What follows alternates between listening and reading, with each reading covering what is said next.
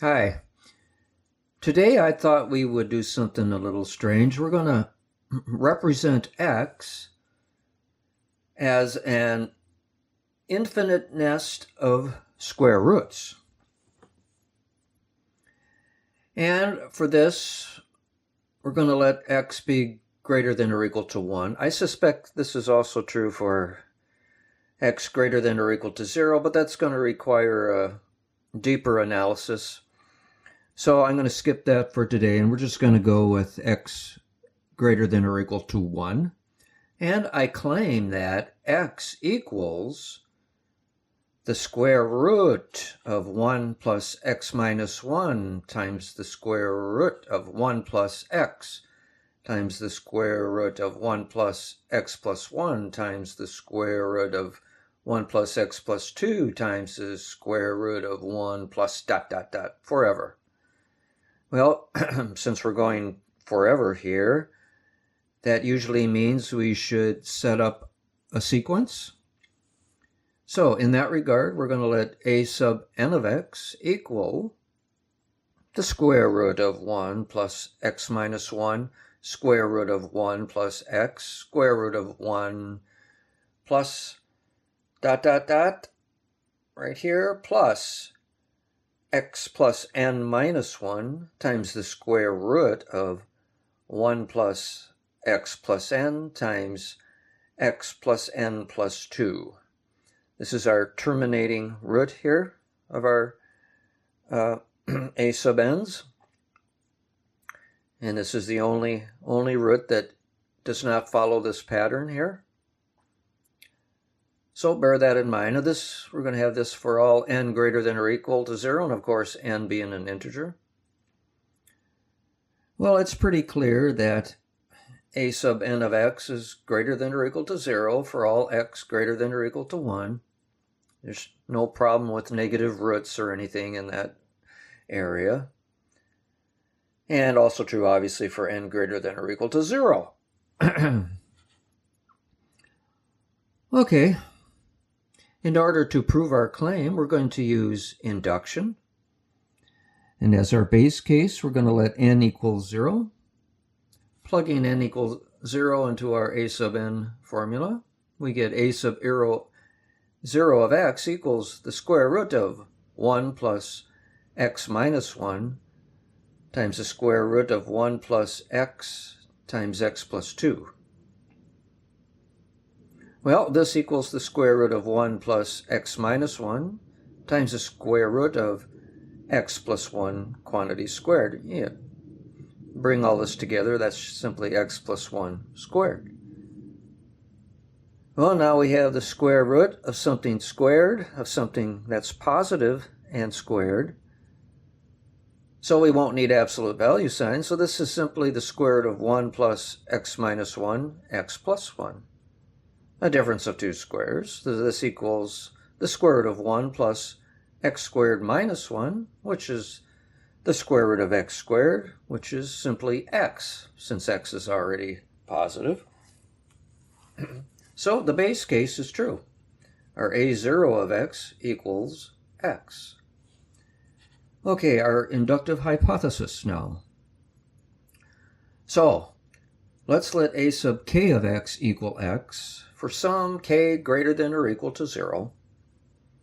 Well, what does that imply? That means x must equal the square root of 1 plus x minus 1 root of blah, blah, blah, blah, blah, all the way down to plus x plus k minus 1 times the square root of 1 plus x plus k times x plus k plus 2. Just plugging in k here in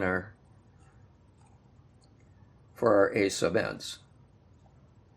Well, what does this equal to? This equals the square root of 1 plus x minus 1 times the square root of 1 plus ... plus our x plus k minus 1 times the square root of 1 plus x plus k times this whole thing under the root here is simply x plus k plus 2 quantity squared. Well, here again we have the square root of something squared. So this will equal the square root of 1 plus x minus 1 times the square root of 1 plus dot dot dot plus x plus k minus 1 times the square root of 1 plus x plus k. We're just going to multiply this out here. So it's x plus k squared plus 2 times x plus k plus 4. And we're simply going to separate the 4 into a 1 and a 3 down here. So this will be equal all to the same thing. And our last root then will be 1 plus, factoring the rest of it, will be x plus k plus 1 times x plus k plus 3. Well, that's just the definition of our a sub k plus 1 of x.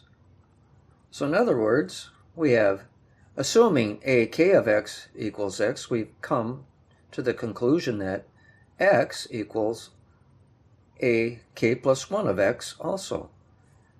Therefore, by induction, using our base case and our inductive hypothesis, we must have a sub n of x equals x for all n greater than or equal to 0.